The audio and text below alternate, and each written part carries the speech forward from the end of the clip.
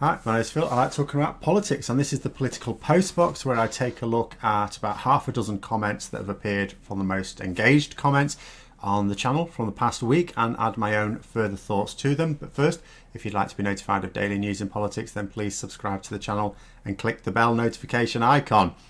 So this week, it's a couple of different things. One, it's going to be a largely Dominic Cummings free zone, which will be a bit of a rarity in the videos that are coming out at the start of this week, at least.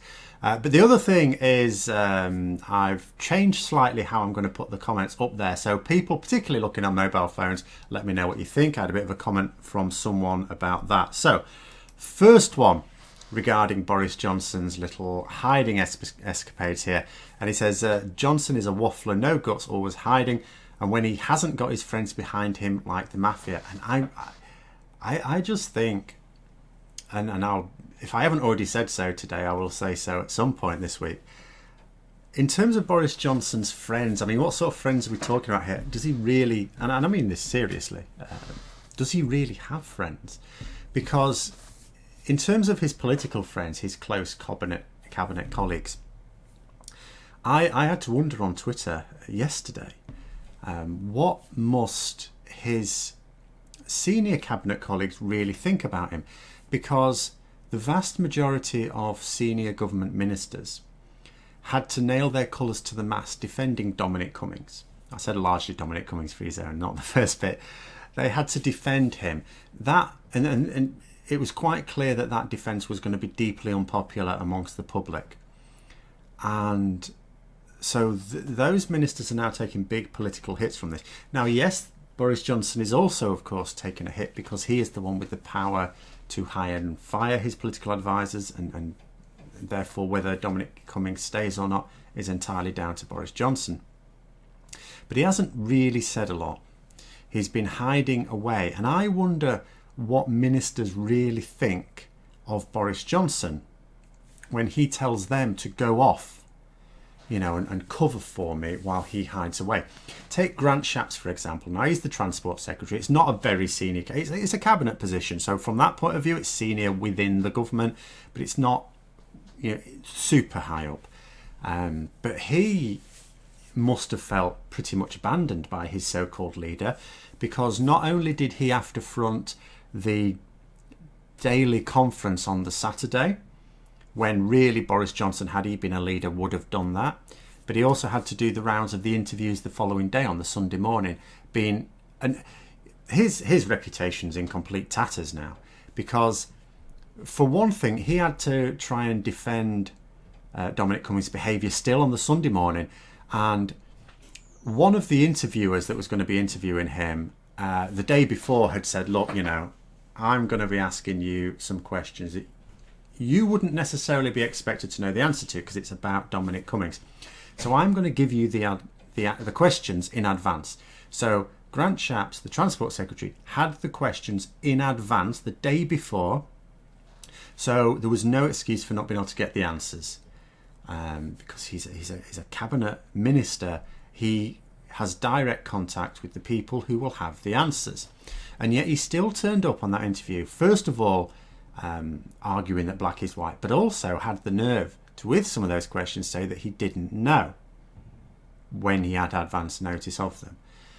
And, you know, there's going to come a point where Dominic Cummings's continued existence as Boris Johnson's chief political advisor and someone who has power within Downing Street is going to have to go. It may have already happened. I keep prefacing these videos at the moment because it's so fast moving. It may have already happened, and it may not have happened yet. There are ministers saying that it's only a matter of time. I've also noticed some interesting behaviour. So on the Saturday, the only Tory MPs you saw say anything was speaking out in support of Dominic Cummings. On the Sunday, that was different. Tory MPs started openly calling for him to be sacked. And that included some Tory MPs who supported him on Saturday, apologising for supporting him and changing their minds. And that is interesting, because that's a suggestion of a changing of the winds. But anyway, coming back to the central point. So if Dominic Cummings goes, then those ministers that nailed their colours to the mast in defending him, in particular the likes of the Transport Secretary, who had to do so over and over again in a number of forums, will be thinking to themselves, hang on a minute, I've taken an immense amount of political damage now. In the public, because in the public's mind, the reason why Cummings will have to go is because the public are absolutely furious with the situation. And that fury is not going to go away. Opposition leaders, and I don't just mean Labour, I mean, the SNP, Lib Dems, all opponents, in fact, even opponents within the Conservative Party, will not allow people to forget about this, but particularly outside the Conservative Party. So it will not go away, and it will still be there for the next general election. And people, not in the Conservative Party this time, but outside the Conservative Party, in particular in Labour and the SNP, will be reminding the public when the next general election campaign comes around in years' time now, but they will be reminding them what these people did to defend someone who broke the rules that meant that you couldn't be with your, dying relatives. So, and those ministers at that point will be absolutely incandescent with rage, I would have thought, towards Boris Johnson, if he's still about, because they have had to pay a heavy political price. And if it didn't even pay any dividend, if Boris Johnson ultimately has to get rid of Cummings, and now it looks like he will at some point have to, then what did they put their reputation on the line for? And this sort of thing, I think, is going to feed into Boris Johnson ultimately going, and maybe sooner rather than later. I still think he'll last the year, but I can't see him really lasting next year. And he's going to find that an awful lot of people that are politically close to him are also not going to be at all interested in putting their reputation further on the line by defending Boris Johnson when the time comes. So I'm not sure he really has friends. Anyway, next one. So this was about the NHS surcharge. So Boris Johnson defended it on the Wednesday and then went back on it, at least for NHS workers, on Thursday. And someone here saying this has to be one of the quickest Tory U-turns in recent history. It's going to be fun watching them try to spin this one. They did try to spin it. Shall I tell you how they tried to spin it? So first of all, let us remind ourselves of what happened in PMQs, because this is crucial. Keir Starmer was saying how unfair it is that migrants working on our front lines in healthcare, very specific about that, NHS workers, those working in care homes, should have to pay an extra surcharge on top of their taxes. He didn't say on top of their taxes, but that is the situation, to use the NHS, to use the service that they themselves work for. And Boris Johnson defended that. And in defending the policy, he even talked about the fact that some foreign NHS workers, nurses, saved his life. But he said it's still right that they pay the surcharge. So the next day, they go back on this. And how did they try and spin it? I'll tell you how they tried to spin it. They tried to say, Boris Johnson was talking about migrant workers in general. He wasn't talking about specifically healthcare workers. Well, he was. They're trying to suggest that the government were not at all opposed to letting healthcare workers off with the surcharge. They just wouldn't allow it for all migrant workers. But again, that's bogus for two reasons. First of all, Boris Johnson was talking about healthcare workers. He talks about the migrant healthcare workers that saved his life in his answer. And the other thing is that Keir Starmer was asking for the Conservatives, he was asking the Prime Minister to support his motion to... Now, Labour would like all migrants, they would like this surcharge to disappear altogether, that no one should have to pay it. But the Labour motion that Keir Starmer was seeking for Boris Johnson's support was specifically for healthcare workers. And Boris Johnson said that he wouldn't support it. So, so that is how they tried to spin it. It's the sort of thing that will work on someone who's not paying close attention to it, of course, someone who didn't watch PMQs themselves or, and didn't pay attention to it. Maybe they read an account of it in their newspaper of choice, and that would be about it. And it'll be the sort of thing that works on that. But that was their attempt to spin it. And I suppose it's one of those situations where your first instinct might be, well, that fell flat, didn't it? Because it was obvious he was talking about just healthcare migrant workers.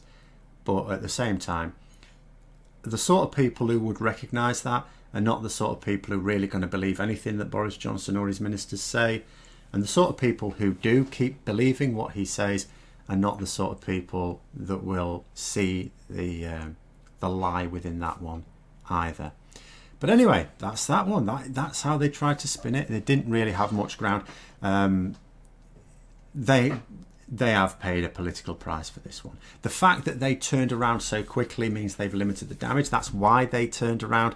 Boris Johnson was going to be defeated by his own MPs on this issue, and that would have been very, very severe damage within his own party, to say nothing of his position as Prime Minister.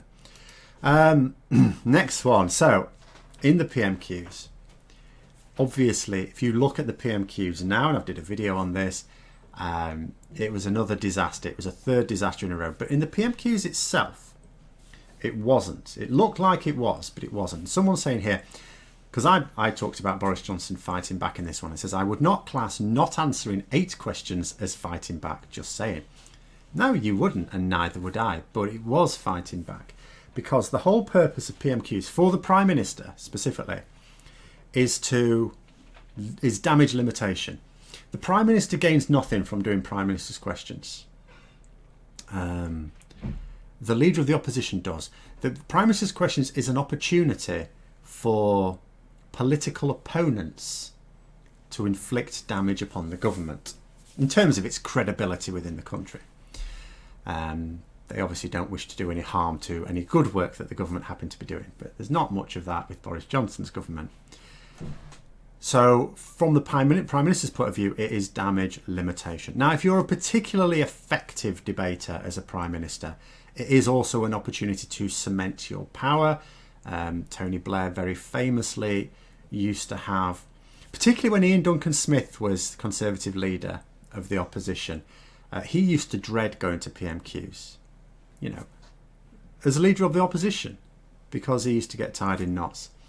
And that's, but Boris Johnson is not of that calibre. He's not I'm not saying not of the calibre of Ian Duncan Smith, but not of the calibre of a good debater. And he's not able to use it as an opportunity himself. So it is damage limitation. And the damage was limited. Yes, he didn't answer any of the questions. Anyone watching it critically will see he didn't answer any of the questions. What is the reason for not answering these perfectly reasonable questions? Because there isn't a perfectly reasonable answer. Yes, it looks very bad. But the sort of people who will see that are the sort of people who know that Boris Johnson is a fraud. What Boris Johnson needs to do in PMQs is to make sure that the sort of media that is viewed by those who may vote for him see that he came out of it all right. Not well, doesn't have to be well, as long as it's all right. And that is what happened.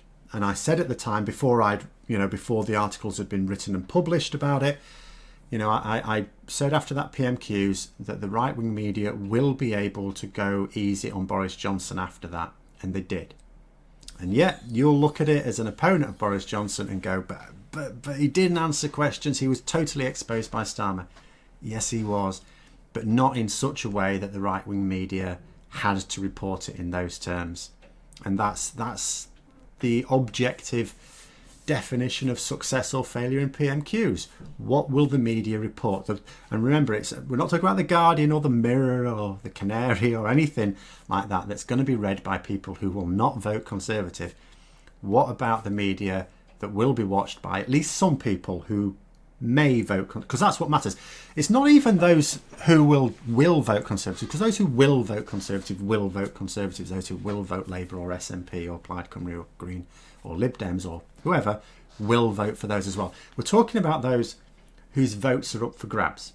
The sort of people who may or may not turn up to the polls at all, depending on whether they're suitably motivated, or those who would turn up to the polling booth, and who they'd vote for, Labour or Conservative or whoever else, is also up for grabs.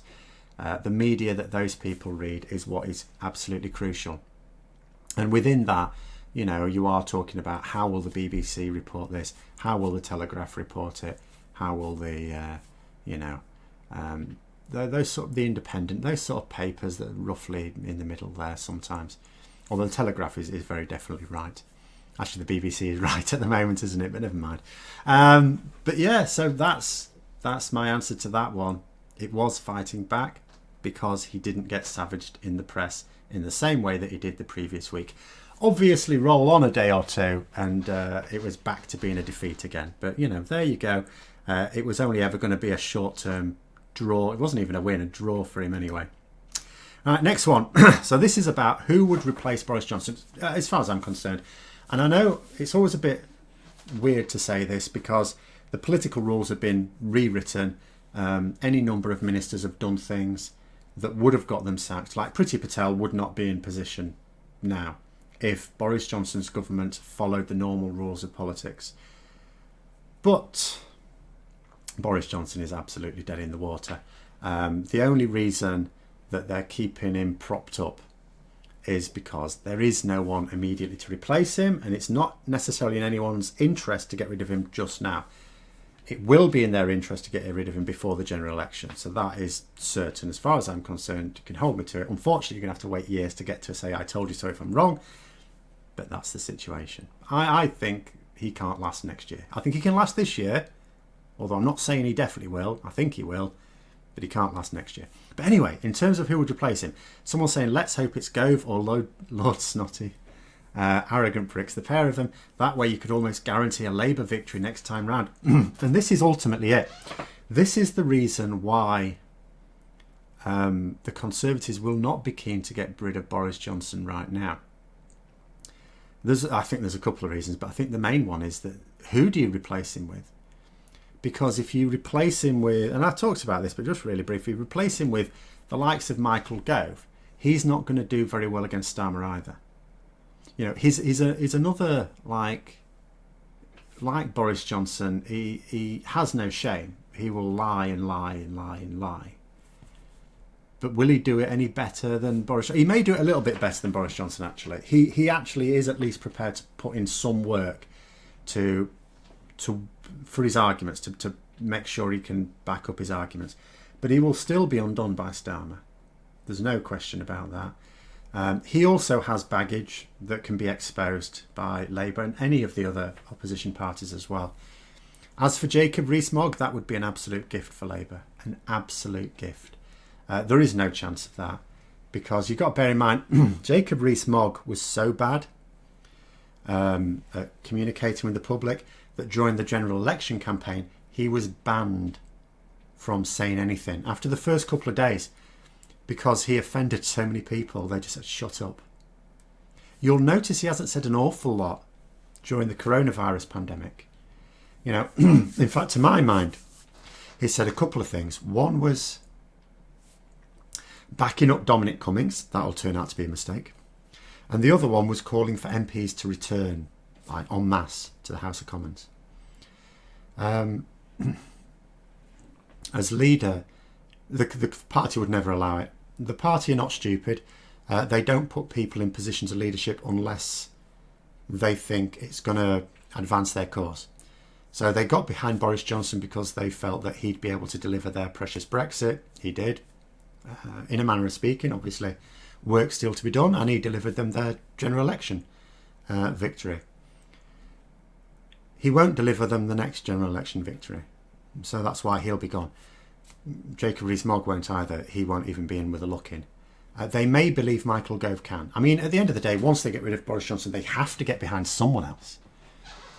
Rishi Sunak at the moment you might think is the most likely, but he, again, Conservative MPs may be of the view that he's popular at the moment because the public don't really know much about him, and that, given time, his popularity will wane. But there you go. But yeah, it's very difficult to imagine who could take over the Conservative Party and not be a very useful leader for Labour. It's actually quite interesting having the boots on the other foot now, isn't it? Where the party that is my political opponent has the leader that is of more benefit to my party than theirs.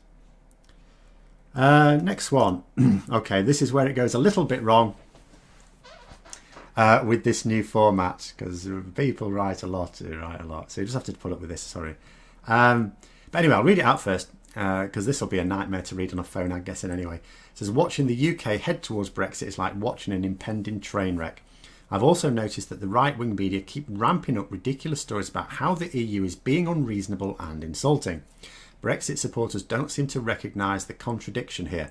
Previously, the claim was that the UK had the superior bargaining position and that the EU would eagerly seek to give Boris Johnson whatever he wanted.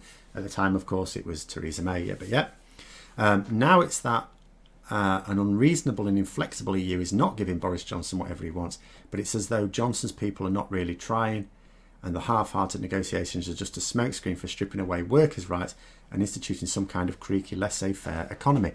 It is exactly that at the end of it. The reason why Boris Johnson wants the US trade deal specifically, even though it would be very damaging for the UK economy, is because it is the routes to deregulation. It's like if you compare the US and the EU, Britain's two largest allies. The EU is about regulation. The EU is about making sure that workers have their rights protected, that environmental standards are protected, that animal welfare standards are maintained to a certain level. Anyway, I know some people think it doesn't go far enough. Yeah, okay. But there are regulations in there for the common good. The US is completely the opposite of that. The US is a complete free market capitalist model, and that is what Boris Johnson wants, completely free of regulation. Not that the US has no regulations at all, but they are very, very light. And so that is entirely what it is about. But in terms of whether Boris Johnson really wants a deal or not, it is always really, really confusing. Because on the one hand, you look at their behaviour and you think, they clearly don't want a deal because, as you say, they're not putting in any serious effort into getting a deal. But then there's the other side of it, because that is to credit Boris Johnson with some intelligence and some awareness of realities of international trade negotiations.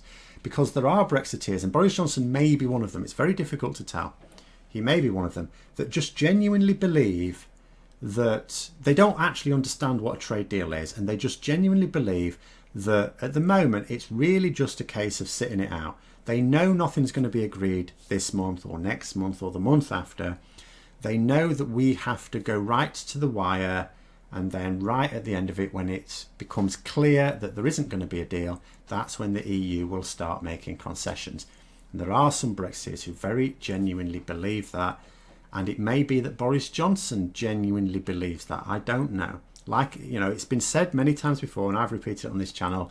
The problem with some of these Brexiteers, particularly in the Conservative Party, is some of them are only pretending to be mad, but some of them genuinely are mad. But it's very difficult to tell the difference. And that's the situation here. Does Boris Johnson want his hard Brexit in order to get the US trade deal? Which I think is most likely for various reasons, which I won't go into again. In which case, I don't know how he expects to get away with it. Or does he think that the EU will give him a deal that will not impede his ability to deregulate the country in line with the US's expectations for their trade deal? In which case, again, I don't know on what basis he thinks that's going to be the case, other than the fact that as an Etonian he just has this maddening confidence, and the problem is that some people that come out of Eton, of course everyone that comes out of Eton has this confidence, but some of them have a brain to go with it. Boris Johnson never really applied himself academically. He's got qualifications, but nothing that really shows any level of knowledge. He never applied himself at school or at university.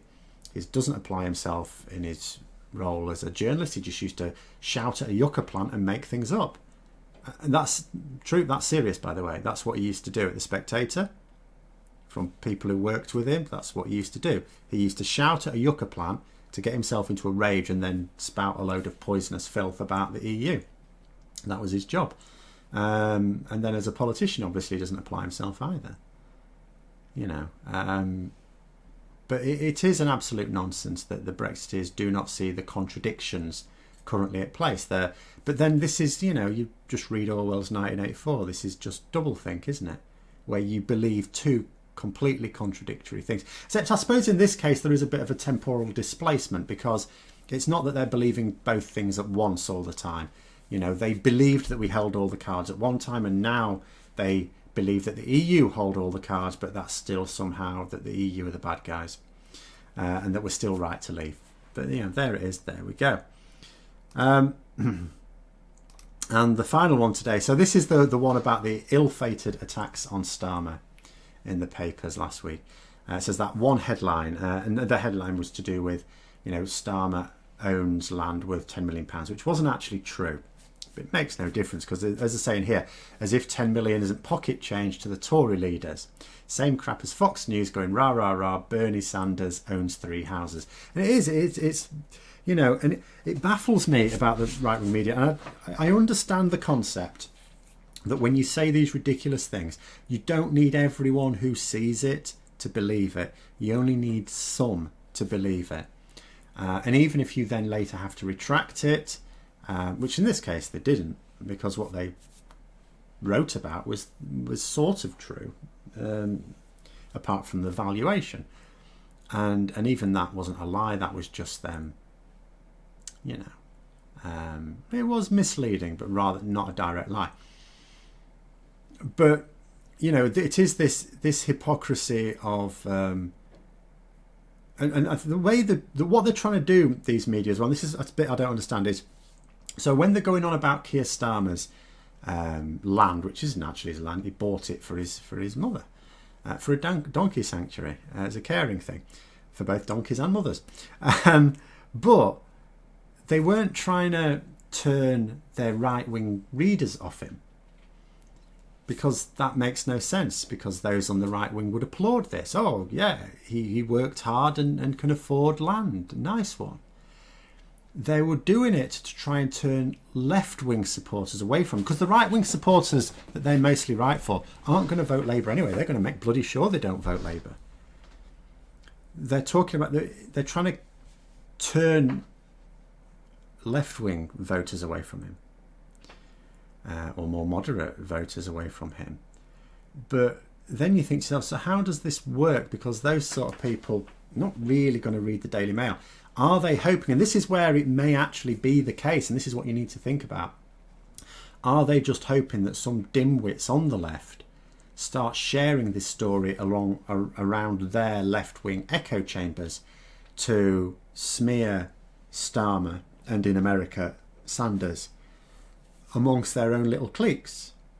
And that's what I think it is, you know.